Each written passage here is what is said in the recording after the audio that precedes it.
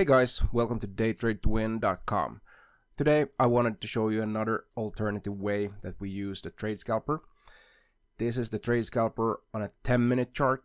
We're going to assume that we traded every signal. We're going to take profit at 1 times the ATR value, and we're going to use a stop loss of 1 times the ATR as well. We're going to trade every signal. So let's have a look at all of these signals that we have here in the chart. This is today.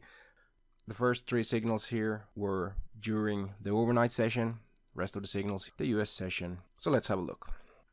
So the first signal long 28.1375. Let's have a look at the ATR value here.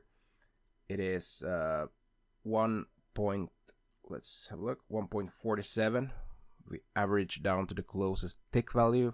That would be 1 point and a tick, measured from 28.1375. 1 point and a tick right there.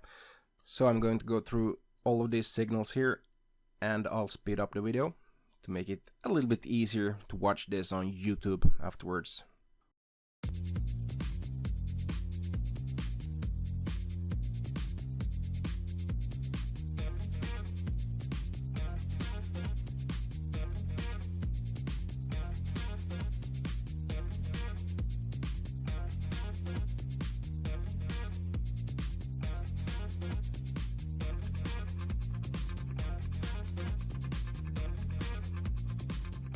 Alright, and if we add all of these points together, we get a total of 29 points and a tick.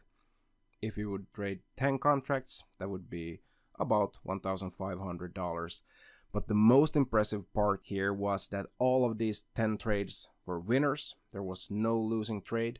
So I'm pretty excited about this trading strategy, this alternative way of using the Trade Scalper on the 10-minute chart. Alright, talk to you soon. Bye-bye.